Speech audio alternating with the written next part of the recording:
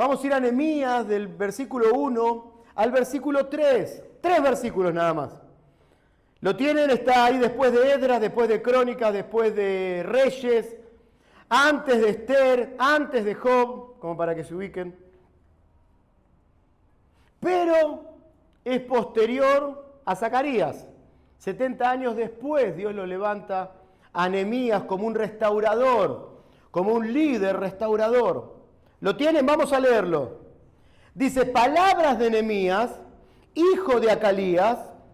Aconteció en el mes de Quisleu, en el año 20, estando yo en Susa, capital del reino, que vino Anani, uno de mis hermanos, con algunos varones de Judá, y les pregunté por los judíos que habían escapado, que habían quedado de la cautividad, y por Jerusalén. Entonces, ¿qué es lo que tenemos que descubrir? Que lo estuvimos viendo también el día jueves. La supremacía de la palabra profética. La supremacía está por encima de todo. ¿Qué quiere decir supremacía? Grado supremo en cualquier línea. Preeminencia, superioridad jerárquica.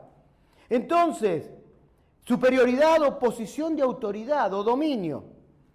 Todo está profetizado y eso se va a llevar a cabo. Eso es la supremacía de la palabra profética. La supremacía está por encima de todo. Eso lo estamos viendo en declaración de fe. La palabra, profética, está por encima de todo y va más allá de lo que nosotros podamos entender o interpretar. Por eso cantamos canciones textuales de la Biblia, porque estamos profetizando. Profetizamos lo profetizado. Todo está por profetizado. Por eso es la palabra profética más segura, dice 2 de Pedro 1:19, que tenemos la palabra profética más segura, a la cual hacemos bien en estar atentos, que es como una antorcha que alumbra en medio de la oscuridad hasta que la luz de la mañana amanezca. Entonces, hasta que el lucero de la mañana, amanezca. Todo fue creado por la palabra. Si abrimos un poquito las ventanas, o ahí se ve a trasluz un poco, todo lo que vemos habla del poder de la palabra de Dios. Vos mirate y hablás del poder de la palabra de Dios. Aunque muchas veces no nos aceptamos como somos. Pero eso es para otra predicación. Pero tenemos conflictos y esa es la realidad. Pero entender que Dios nos hizo perfectos. Y si hay algo que cambiar en nuestras vidas, ayer hablaba con María Luján y hablábamos un poquito de eso y ella me retaba. Bien, pero me decía, Pablo, yo no me cuidé, vos te tenés que cuidar.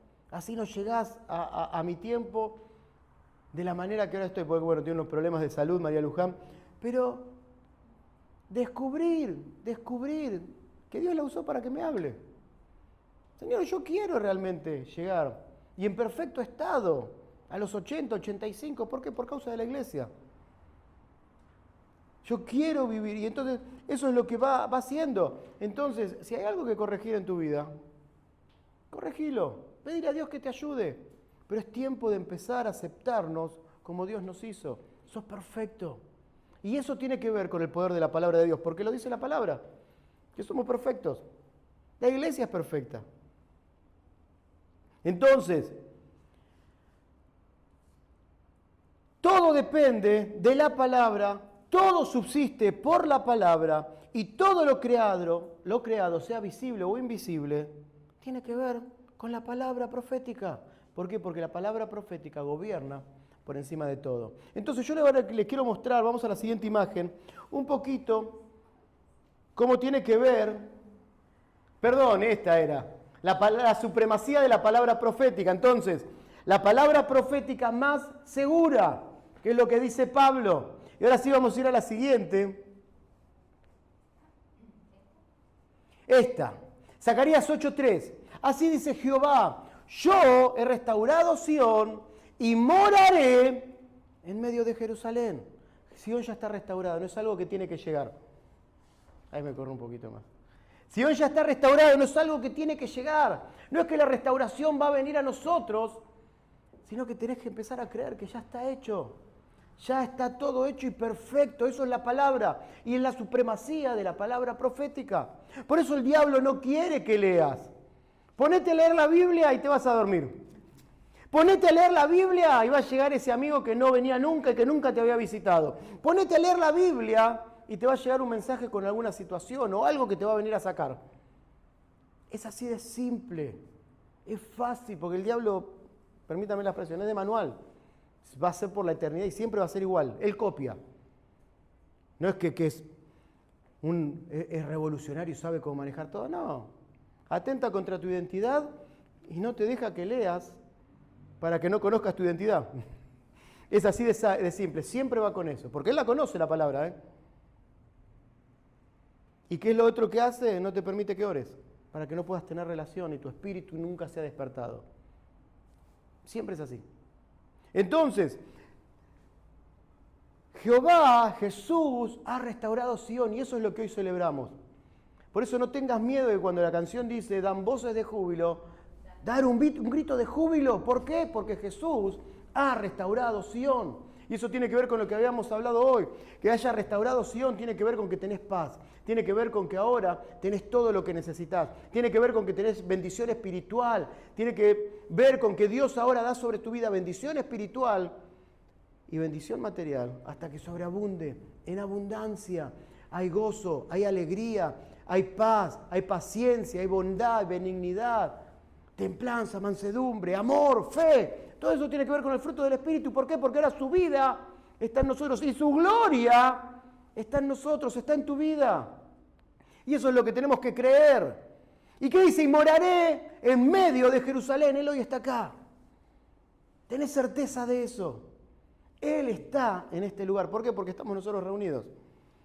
Y Jerusalén se la llamará ciudad de la verdad. ¿Cuál es la verdad? Su palabra. Por eso, porque de Jerusalén va a salir la palabra de Dios. Y el monte de Jehová de los ejércitos, monte de santidad. Entonces, hablar de restauración es hablar de algo nuevo. ¿Por qué? Porque Dios no emparcha. ¿Qué es lo que nos pasa cuando se nos rompe un plato? O antes, no, ahora ya no tanto. ¿Qué hacíamos? La gotita y lo pegábamos. ¿O no? Siempre tratamos de arreglar y de emparchar las cosas. Eso para nosotros es restaurar. Se nos rompe una ropa, la llevamos para que ahí y traten de tapar de la mejor manera eso que se rompió. El auto, lo chocaron y tratamos de llevarlo, nunca queda igual. Pero la restauración de Sion, cuando Dios habla de restauración, no emparcha, sino que lo lleva como cuando fue creado. Perfecto. Por eso entrar a la restauración de Sion tiene que ver con vivir lo nuevo de parte de Dios. Es algo nuevo. Por eso lo que compartíamos hoy, ellos, los discípulos, iban a tener que llevar adelante a la iglesia en algo nuevo que nunca habían vivido. Por eso Jesús les dice, hay un nuevo pacto, hay cosas nuevas. Por eso yo quería estar con ellos. No porque, bueno, vamos a comer. No, para instruirlos, para explicarles esto nuevo que venía. Porque después de esto Jesús, nada, murió. Después está 40 días más haciéndoles un curso intensivo de cómo llevar adelante esto nuevo. Pero Él quería hablarlos, Él no los quería dejar desamparados, no los quería dejar solos. Y así es con nosotros, no te sientas solo. No le creas al diablo cuando te dice que estás solo, que estás mal. Que ya la vida no tiene más validez, no tiene más valor. ¿Cuántos se quitan la vida? Porque no entienden lo que es vivir en Jesús. Porque no entienden esto, lo nuevo. Entonces, vamos a la siguiente imagen, ¿sabes? Tiene que ver con que Eclesiastés 3:15 dice, aquello que fue, me habla de pasado, ya es, me habla de hoy. Y lo que ha de ser, me habla de futuro, fue ya, me habla de pasado. ¿Por qué? Porque Dios vive en un eterno presente. Dios restaura lo que pasó. ¿Por qué Dios nos viene a hablar en tiempo? Para que lo comprendamos. Porque nosotros vivimos en tiempo y espacio. Él vive en un eterno presente. Por eso desde la eternidad, Él ya hizo lo que va a pasar. Por eso Zacarías habló de los tiempos finales, cuando cerramos el libro de Zacarías. Zacarías hablaba de la iglesia cuando no existía iglesia. ¿Se entiende este pasaje ahora? Aquello que fue pasado, ya es. Me habla de presente. ¿Por qué? Porque para Dios, por más que sea pasado, es hoy. Es este mismo instante. No, pero me pasó cuando nací. Pero es hoy. No divide eso. Y lo que va a venir, para él ya fue también, porque lo hizo desde la eternidad. Y él dice, Dios restaura lo que pasó. Y me habla de nuevo en pasado. Eclesiastés los escribió Salomón. O sea, anterior a que Dios diga en Isaías, yo he restaurado Sion unos 700 años antes. Pero la restauración de Sion es un hecho. Se dio cuando murió Jesús, pero para Dios fue desde la eternidad. Entonces vamos a la siguiente imagen. Jesús es el origen de lo nuevo. Él es el centro de la restauración. Entonces entrar en Nehemías es hablar de los nuevos. Y el primer punto tiene que ver con que Sion despierta hombres fieles a la visión celestial. ¿Cuántos hombres fieles hay acá? Y los que no se levantaron la mano, Dios los va a despertar. Para que sepan que Dios te llama. Hombres está hablando del género, de los seres humanos. ¿Les gusta? Dios levanta seres humanos que sean fieles a la visión celestial. ¿Qué es ser fieles a la visión celestial? Entender, comprender, vivir la restauración de Sion. Eso es lo que Pablo dijo, no fui rebelde a la visión celestial. Si ahora tiene que entrar los gentiles a ser parte de todo esto nuevo, Dios me llamó a los gentiles. De hecho, hasta fíjense que hay una parte donde dice que discutió con Pedro, porque Pedro no lo comprendía. No comprendía cómo era esto nuevo de la iglesia. Lo vemos en Corintios 10, creo que es, donde él tiene conflicto de ir a la casa de Cornelio. De un romano, un gentil, ¿cómo voy a entrar yo acá? Y Dios que le dijo, no digas impuro a lo que yo digo, a lo que yo he creado. Y ahí entramos todos nosotros. ¿Qué? Un cambio de mentalidad. Vamos a la siguiente. Entonces, acá vamos a entrar un poquito en la historia. Y uno dice, historia de nuevo, fechas y demás. Pero lo importante de descubrir las fechas para saber y descubrir la supremacía de la palabra profética. ¿Por qué? Porque 700 años antes de que Jesús venga a la tierra, Dios levantó un Isaías, que es el libro anterior que vimos, a Zacarías, donde con nombre dice que el rey Ciro se va a levantar. 150 años antes de que no existía ni el imperio medio persa. Y a su vez por la voz de Zacarías, también Dios habla y dice que el reino del norte va a ser exterminado por los asirios. Cosa que pasó 40 años después, 50 años después. Ahí lo vemos, en el año 612 cae en Nínive. En el 607 se levanta el imperio babilónico. Y Dios ya les habló de que el imperio babilónico iba a llevar cautivo al pueblo de Judá. ¿Por qué? Porque hay un profeta y la palabra profética tiene una autoridad y está por encima de todo. Por eso Dios levanta personas que empiecen a abrir sus bocas para profetizar lo profetizado. Por eso Dios se encargó de dejar escrito desde el principio hasta el final de nuestros tiempos para después entrar en la eternidad. Ya lo dejó todo hecho, todo escrito, todo explicado, para que nadie invente nada. Entonces eso es lo que tenemos que tener en cuenta y por eso este tiempo. Entonces en el año 586 es el fin del reino de Jerusalén y la cautividad. Sí, bien digo, el fin del reino de Jerusalén y entrar en la cautividad. No es el fin de la cautividad. Ahí van a Babilonia, hay 3 deportaciones, ya como lo vimos en Zacarías. Un par quedaron en Jerusalén, pero después mataron al líder que había quedado y todos los demás se fueron a Egipto, entonces no quedó nada ni nadie en Jerusalén. Ciro, como bien lo dijo la palabra, se levanta, se despierta. Eso lo encontramos en el libro de Esdras, donde dice que Dios despertó el espíritu de Ciro. Y Ciro dijo, Dios despertó mi espíritu. ¿Para qué? Para hacerle casa. Y ahí arma un decreto y dice, todos los habitantes de Israel que estén acá y que estén en todos lados, muévanse, vuelvan a Jerusalén a qué? A hacerle casa. Y todos los que estén alrededor de ellos den ofrendas voluntarias y encima denle madera, oro, todo para levantarle casa a Dios.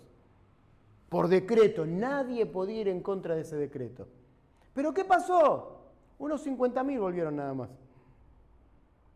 No todos volvieron. No todos regresaron. Y cuando regresan, se ponen a trabajar, se ponen a llevar adelante la tarea durante 2 años. ¿Y qué es lo que ocurre? Se levantan los enemigos a decirle, no edifiquen. ¿Y saben qué pasó? Dejaron de edificar. Para lo que habían sido llamados, lo dejaron a un costado, porque por temor a lo que le podía pasar. ¿Y de qué se encargaron? De sus casas, de sus familias, de sus trabajos, sin poner a Dios en primer lugar.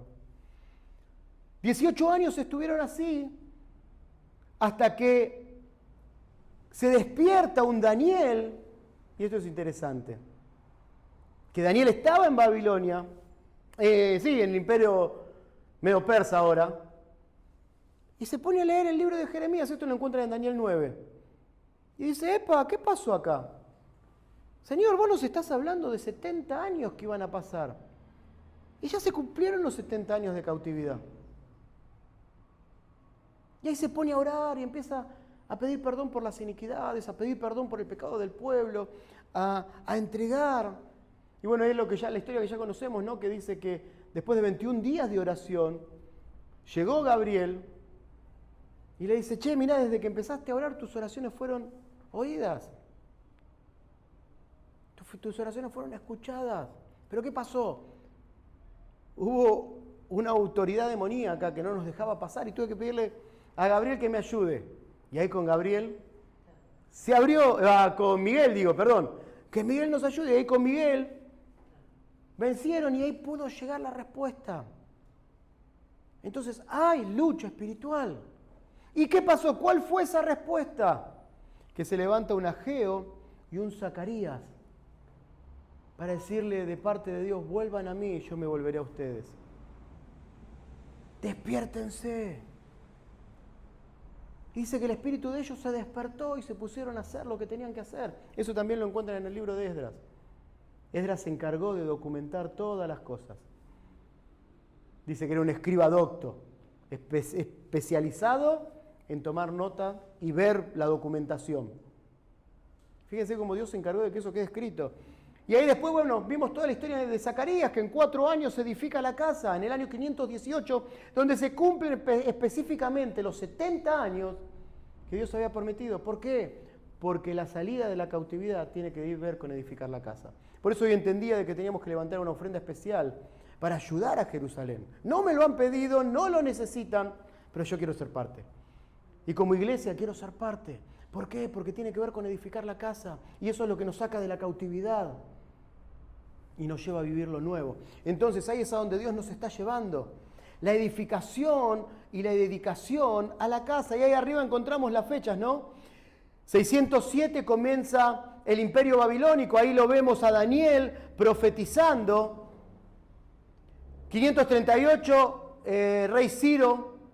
Después está Darío en el tiempo de Ageo y Zacarías, donde también se vuelven a levantar los enemigos. Y ahí ya van a Darío y le dicen, ¿quién les dio autorización a esta gente, estos judíos que se piensan que pueden edificar la casa?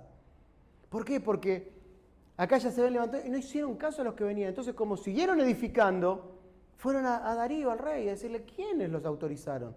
¿Por qué están haciendo esto? ¿Van a adorar a otro Dios? ¿Van a levantar el reino? Y Darío dice, vamos a buscar. Y ahí encuentra el decreto de Ciro. Y dice, sí, mirá, acá está el decreto donde se los autoriza. ¿Y saben lo que dicen? Que los que están alrededor no solamente tienen que aportar ofrendas y materiales, sino que también los tienen que ayudar a edificar. ¿Y sabe qué pasó con los enemigos? Terminaron levantando ladrillo. Terminaron edificando la casa. Los que querían tirarla terminaron edificando. Entonces, esa es la supremacía de la palabra profética. Por eso tenemos la palabra profética más segura. Porque cuando Dios dice que algo se va a hacer, y déjenme decirlo así, hasta el diablo va a colaborar para que las cosas se lleven a cabo. Muchas veces pensamos que tenemos problemas y decimos, este diablo, ¿cómo nos ataca? ¿Qué mal que nos trata? No.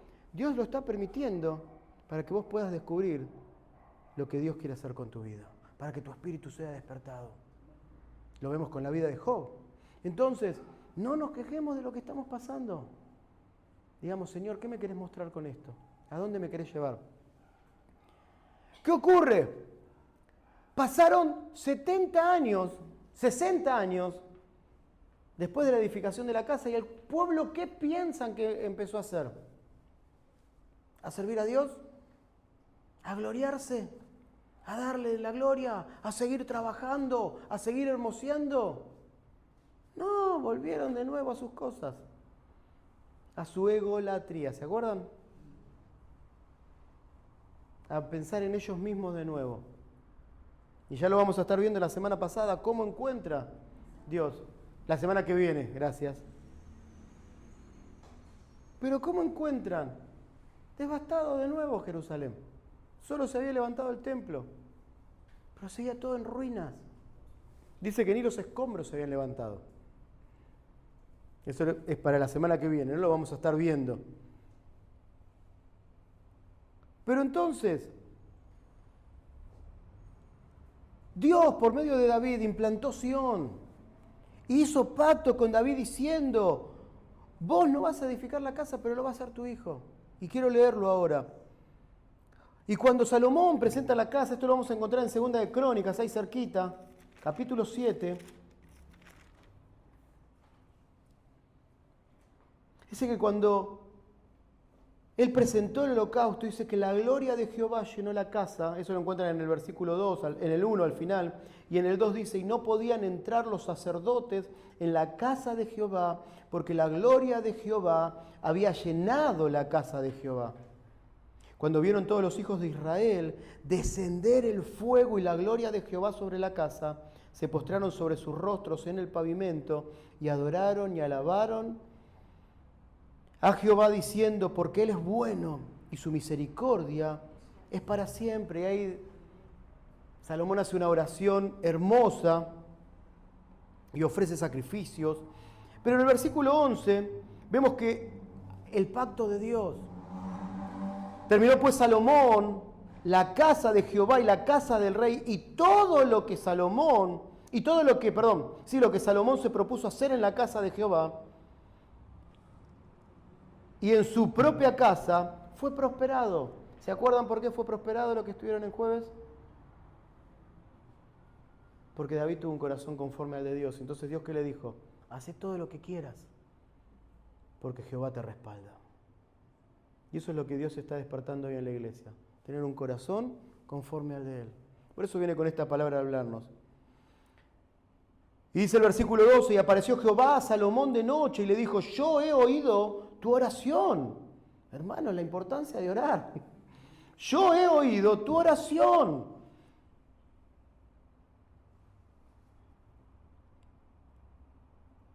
Y he elegido para mí este lugar por casa de sacrificio. Tomalo también. Pisá y decís: Dios eligió este lugar. Y por eso yo permanezco en este lugar.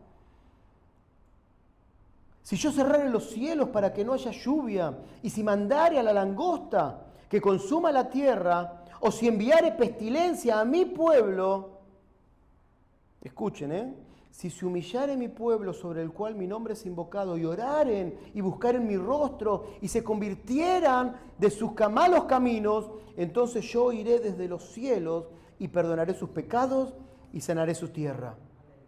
Y ahora estarán abiertos mis ojos y atentos mis oídos a la oración en este lugar.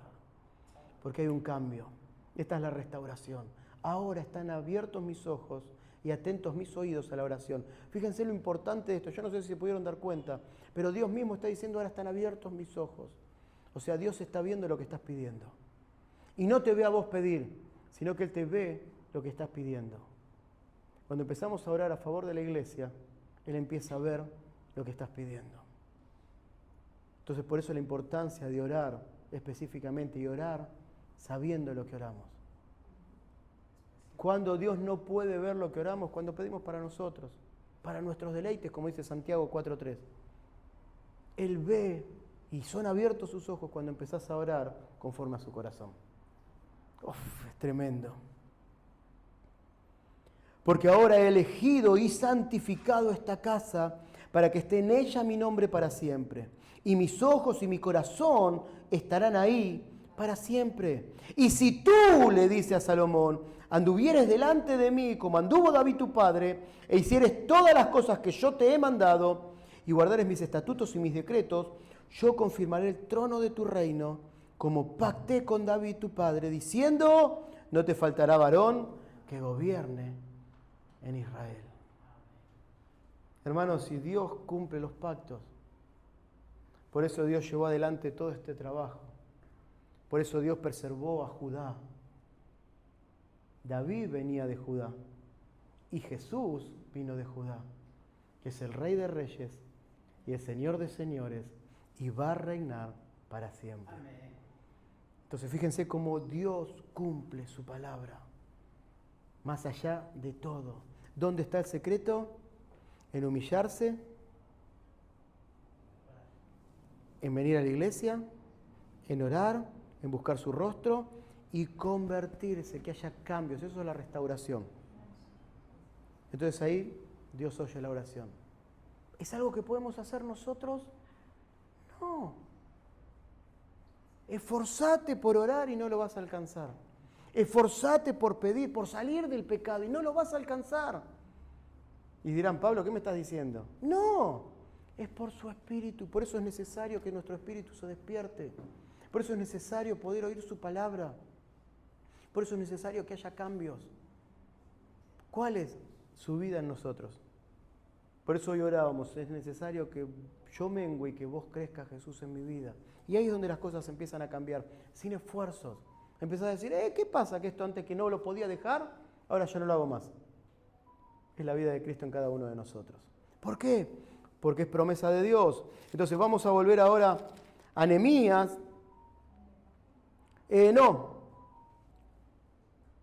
Entonces, los contrastes en el contexto histórico son muy oportunos. ¿Qué hay? Rebeldía y fidelidad a la palabra profética. Entonces, Sión es un hecho. Sión es justicia de Dios, ley de vida, dice Romanos 8:2, que la ley del pecado y de la muerte, que la ley del espíritu de vida nos libró de la ley del pecado y de la muerte. Entonces, hay vida para nosotros. Hay vida. ¿Y cuál es esa vida del nuevo hombre? Eso es lo nuevo que Dios tiene preparado para nosotros. Vamos a ir ahora a la siguiente imagen, donde Dios nos viene a decir que hay una visión celestial que tiene que ver con Salmos. Lo que cantamos, Salmo 132, porque Jehová ha elegido a Sión, la quiso por habitación para sí. Este es para siempre el lugar de su reposo. Ahí habitaré porque la he querido. Bendeciré abundantemente su provisión y sus pobres saciaré de pan. Y a sus sacerdotes vestiré de salvación. Y sus santos darán voces de júbilo. Por eso insisto, no tengas miedo. Recién lo cantábamos. Entonces, tenemos la palabra profética y está el ministerio de Dios que tiene que ver con Cristo y la iglesia. ¿Y qué dice Pablo? No fui rebelde a la visión celestial. Entonces, por la restauración de Sión, Dios despierta hombres fieles a la visión celestial.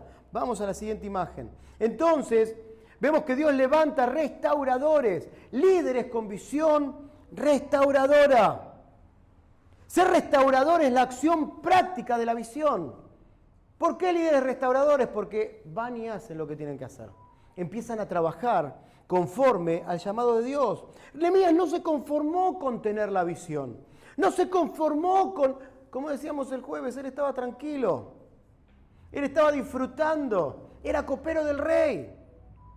Tranquilo. Viviendo como un rey. Era el hombre de confianza del rey. Compartía tiempo con el rey, charlaba con el rey, disfrutaba con el rey. Entonces, estaba salvado. Pero este muchacho que, sí, una alarma, no sé. Este muchacho estaba ahí queriendo vivir lo que estaban viviendo en Jerusalén. No importa, no nos distraigamos. Él estaba ahí, pero dijo, no, yo soy parte de Jerusalén, yo soy rey. ¿Cómo están? Ardía su corazón por saber cómo estaban. ¿Y dónde estaba viviendo él? En Susa, en la capital del imperio. ¿Y dónde vivimos nosotros? En la capital. ¿Dónde viven ustedes en Ecuador? En la capital. Por eso levantamos iglesias en las capitales. No porque se nos ocurrió, porque Dios quiere que estemos en el centro neurálgico de donde están ocurriendo las cosas. Y ahí es a donde Dios nos está llevando. Entonces, vamos... no, todavía no. Nehemías dijo, yo voy a edificar, yo voy a hacer la obra de Dios, quiero ser parte, quiero hacer que las cosas pasen. Y eso es lo que Dios viene a despertar en este tiempo. La palabra profética marcó la vida y el tiempo de Nehemías. Él fue un hombre que Dios usó para llevar a cabo la edificación de los muros y de las puertas de Jerusalén como cumplimiento de la palabra profética. Ahora sí, vamos a la siguiente. ¿Por qué? Porque él leyó Isaías 60:18, donde dice, nunca más se oirá en tu tierra violencia, destrucción ni quebrantamiento en tu territorio, sino que en tus muros llamarás salvación y tus puertas alabanza. Y eso es lo que despertó el espíritu de Nehemías. ¿Dónde están esos muros y dónde están esas puertas? Entonces es lo que Dios despertó y quiere que lleve adelante. Y eso es lo que Él está despertando hoy, de vivir Jerusalén y de la edificación de la iglesia. Ahí es a donde Dios nos está llevando. Muro, salvación, y tus puertas, alabanza. Así que eso es lo que es Jerusalén. Salvación y alabanza, salvación y alabanza. En esta casa, en este lugar, hay salvación y alabanza. En tu casa hay salvación y alabanza. Los que entran por esa puerta tienen que venir a descubrir esto de parte de Dios. Tienen que empezar a vivirlo. Entonces, ¿cómo son estos hombres fieles a la visión celestial? Aman a Jerusalén. Porque dice que vino Ananí, uno de mis hermanos, con algunos varones de Judá, y les pregunté por los judíos que habían escapado, que habían quedado de la cautividad y por Jerusalén. Entonces, vemos que entendía la importancia de Jerusalén. Si no, ni les hubiera preguntado. Es que algo se despertó. Y esto tiene que ver con el lugar donde Dios mora y habita con su pueblo. Zacarías 8:3. Y ahí me quedé sin compañera, se me fue. Se llevó mi cartera. No pasa nada. Porque, ¿sabes qué? No era para mí la llamada. No importa, no importa. Dice, yo me alegré con los que me decían, a la casa de Jehová iremos. A la casa de Jehová iremos. Nuestros pies estuvieron dentro de tus puertas, oh Jerusalén. Jerusalén que se ha edificado como una ciudad que está bien unida entre sí. Y allá subieron las tribus de Jehová, conforme al testimonio dado a Israel, para alabar el nombre de Jehová. Entonces, ¿qué vemos hasta acá? Que hay alegría, que los pies estuvieron dentro de la casa, que estaba bien unida entre sí. Hay unidad en la iglesia. Que hay un testimonio de Dios dado. Donde, ¿qué dice? Tus muros serán salvación y tus puertas alabanza. Hay un testimonio que la iglesia está para traer salvación y cambio en el lugar donde está. Ese es el testimonio de Dios, eso es lo que Él dejó claro. Y por eso es que ahora podemos entrar para alabar el nombre de Jehová. Para darle gracias a lo que hacíamos hoy. Gracias, Señor, porque vos nos diste vida. Gracias porque nos diste restauración. Gracias porque nos transformaste. Porque allá están las sillas del juicio, los tronos de la casa de David.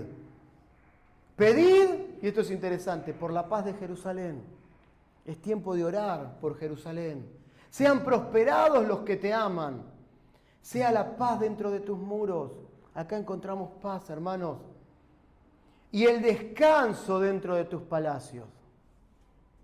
Por amor de mis hermanos y mis compañeros diré yo, la paz sea contigo. Estamos para bendecir, estamos para bendecir. Por amor de Jehová, de la casa de Jehová nuestro Dios, buscaré tu bien. ¿Por qué armamos la casa? Por amor, porque amamos a Jesús. ¿Por qué amamos este lugar? ¿Por qué lo cuidamos? Porque amamos a Él. ¿Por qué vemos de cómo hacerlo crecer y abundar? Porque lo amamos a Él. Y eso es a donde Dios nos está llevando en este tiempo. Vamos a la siguiente imagen. ¿Por qué? Porque sus muros son salvación y sus puertas alabanza. Por eso hay que hacerle clic, no pasa. A ver. Ahí estamos. Porque sus muros son salvación y sus puertas alabanza. Dice, y me dijeron, el remanente de los que quedaron de la cautividad, allí en la provincia, está en gran mal y afrenta, y el muro de Jerusalén derribado, y sus puertas quemadas a fuego. Hermanos, cuando nos alejamos de Dios, nos encontramos con esto. Cuando salimos de Sión, cuando no le creemos, cuando intentamos hacer las cosas por nosotros, nos lleva a esto. Entonces, la falta, vamos a la siguiente imagen, la falta de Sión, de visión celestial, ¿qué es lo que trae? Gran mal, que tiene que ver con el maligno. Adversidad, aflicción, castigo, avaricia, desastre, desgracia, doloroso, impío, inicuo, injusto, mal, maldad, maligno, malo, malvado, eso es gran mal. Pecado, perversidad, perverso, quebrantamiento, tristeza, afrenta. Estaban en gran mal y afrenta. Desgracia, deshonra, escarnio, oprobio, vergüenza. Muros muros derribados es destrucción. Y puertas quemadas me habla de ceniza, de la ceniza que ya no quedó nada, que está todo muerto. Entonces, salirse de la visión celestial trae esto. ¿No les pasa que ven personas en la calle y dicen, ¿qué le pasó? ¿Qué le pasó? No están en la visión celestial, no son parte. Personas que conocíamos que venían a la iglesia, no estoy hablando de los que no lo conocen, porque también les pasa, pero no lo conocen, pero que decían, pero esta persona venía a la iglesia, esta persona era parte, esta persona estaba. Se desviaron de la visión.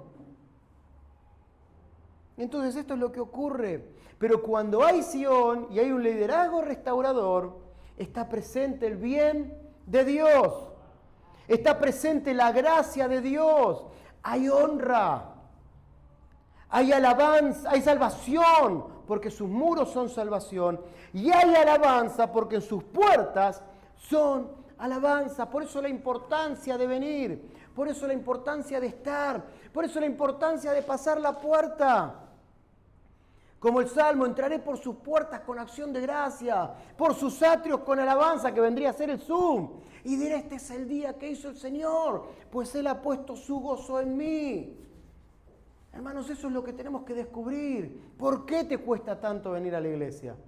Porque el diablo no quiere que puedas vivir todo lo que Sión tiene para tu vida. Vamos a la siguiente imagen. Entonces se cumple lo profetizado. Cuando hay visión celestial, se cumple lo profetizado. ¿Qué dice Isaías 58:12? Los tuyos edificarán las ruinas antiguas. Los de Jerusalén edificarán las ruinas antiguas. Los cimientos de generación y generación van a levantar. Lo que no se levantó y lo que fue destruido es lo que vamos a levantar nosotros.